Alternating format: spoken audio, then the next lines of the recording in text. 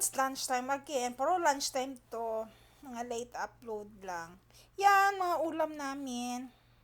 Tapos habang kumakain, nagmamaritesan, hindi ko na lang inano kasi baka maano tayo, ma-MTRCB, char. Kasi may mga chika-chika, mahirap na.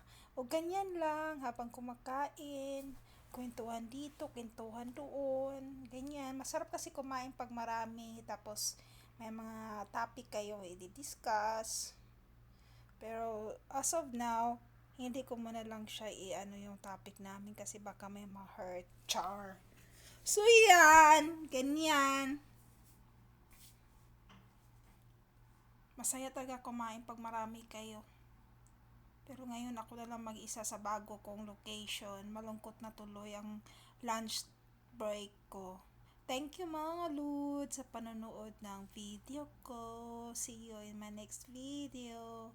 Pakitapos na lang ng video. Buyers.